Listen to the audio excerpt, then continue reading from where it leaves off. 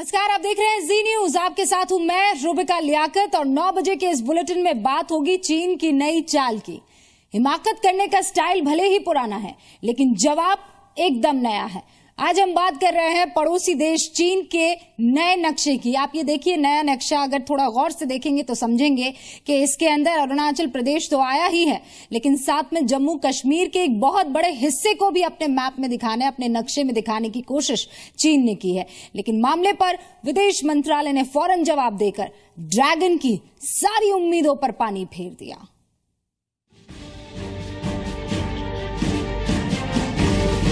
अब करारा जवाब मिलेगा। चीन अब अपनी हरकत बदल ले।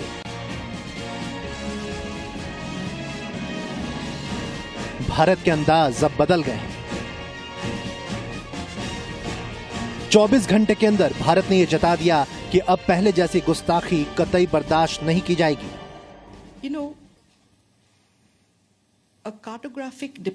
नक्शे पर कुछ दिखाने से जमीनी हकीकत नहीं बदल जाती। नक्शे पर दिखाए गए हिस्सों पर हमारे स्टैंड के बारे में सबको पता है।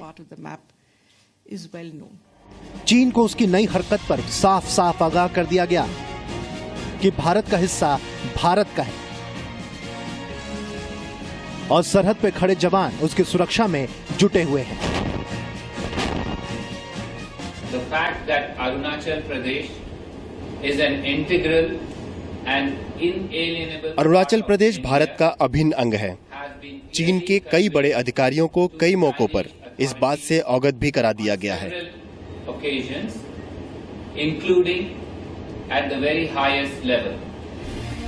असल में चीन ने एक बार फिर से अपनी पुरानी चाल चली है। एक तरफ तो कूटनीतिक मुद्दों पर बातचीत की जा रही है, दूसरी तरफ भारत के नक्शे से छेड़छाड़ कर अपना नक्शा जारी किया जा रहा है। चीन ने एक बार फिर इस नक्शे में जम्मू कश्मीर और अरुणाचल के हिस्से को अपना हिस्सा बताया है। लेकिन चीन शायद भूल गया था कि भारत में नई सरकार के मुखिया नरेंद्र मोदी ने प्रधानमंत्री बनने से पहले और बाद में भी साफ साफ कहा था कि पड़ोसियों से रिश्ता न आंख नीची करके रखेंगे और न आंख तरेर कर। रिश्ता आंख में आंख डालकर आगे बढ़ाएंगे। विश्व के सामने एक ताकतवर के रूप में प्रस्तुत होने का समय आ गया है और हमने दुनिया के सामने सर ऊंचा कर करके आंख में आंख मिला करके सीना तान करके भारत के 125 करोड़ नागरिकों के सामर्थ्य को प्रकट करने की ताकत रखनी चाहिए और उसको एक एजेंडा के रूप में आगे बढ़ाना चाहिए।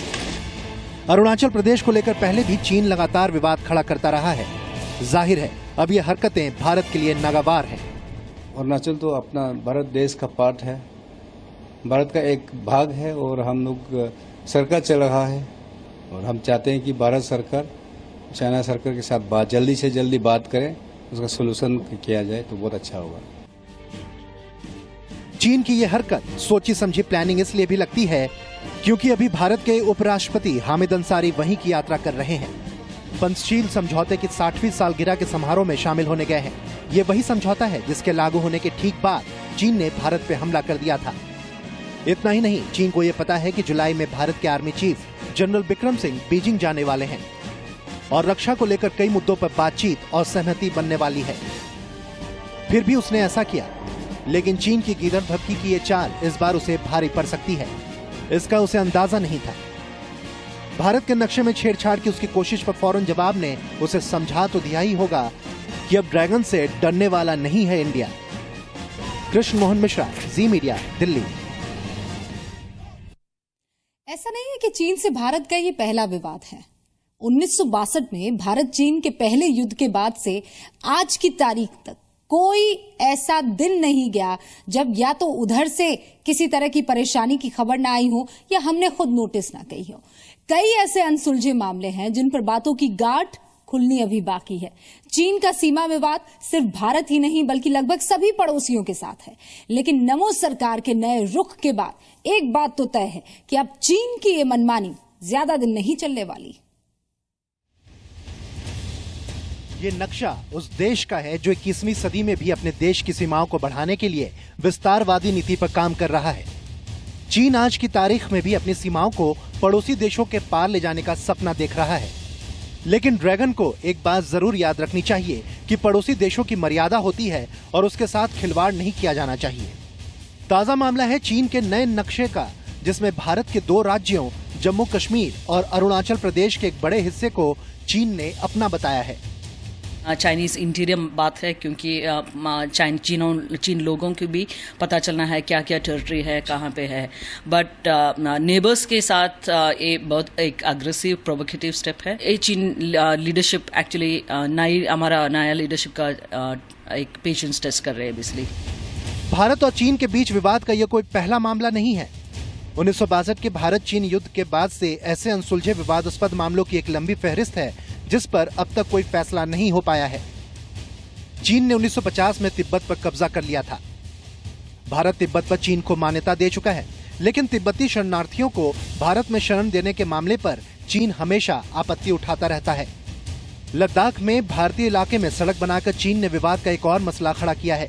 चीन जम्मू कश्मीर को भारत का अंग मानने से इनकार करता है, लेकिन पाकिस्तान के कब्जे वाले कश्मीर को पाकिस्तान का हिस्सा मानने में चीन को कोई दिक्कत नहीं है। भारत चीन के बीच करीब 3000 किलोमीटर की सीमा पर विवाद अभी भी चल रहा है। 1993 के समझौते के मुताबिक बातचीत के जरिए बॉर्डर विवाद का हल निकाला जाना है। चीन पूरे अरुणाचल पर अपना दावा जताता रहता है। नक्शे में भी अरुणाचल को चीन का हिस्सा दिखाया जाता है। सिर्फ इतना ही नहीं, अरुणाचल को लोगों को अपना नागरिक बताकर चीन स्टेपल्ड वीजा इशू करता है। चीन ब्रह्मपुत्र नदी पर कई बांध बना रहा है और उसका मकसद इसके जरिए पूरे नदी और भारत में बहकर जाने वाले पानी पर कंट्रोल बनाए रखना है। चीन ने पिछले कुछ सालों में हिंद महासागर में भारत को चारों तरफ से घेरने की अपनी रणनीति पर काम करना शुरू कर दिया है। चीन ने अपना मिलिट्री बेस पाकिस्तान, म्यांमार और श्रीलंका में बना लिया है। पाक अधिकृत कश्मीर और गिलगित बाल्टिस्तान में चीन सड़क और इंफ्रास्ट्रक्चर डेवलपमेंट में लगा हुआ है। चीन साउथ चाइना इलाके में अपना प्रभुत्व कायम रखने की कोशिशें कर रहा है। इस पर वियतनाम, जापान और फिलीपींस ने चुनौती दी है। वियतनाम में तेल के 2 ब्लॉक में शामिल भारतीय कंपनियों को भी चीन ने इस इलाके से दूर रहने की धमकी दी है। चीन का सीमा विवाद सिर्फ भारत के ही साथ ही नहीं, बल्कि अपने लगभग सभी पड़ोसी देशों के साथ बॉर्डर पर विवाद चल रहा है। Taiwan, Mongolia, north Korea, Philippines, Japan, Vietnam, Brunei, Indonesia. कहा यह भी जा रहा है कि चीन ने यह नक्शा जानबूझकर जारी किया है ताकि वो जान पाए कि भारत की नई सरकार ऐसे किसी भी मसले पर क्या रुख दिखाती है।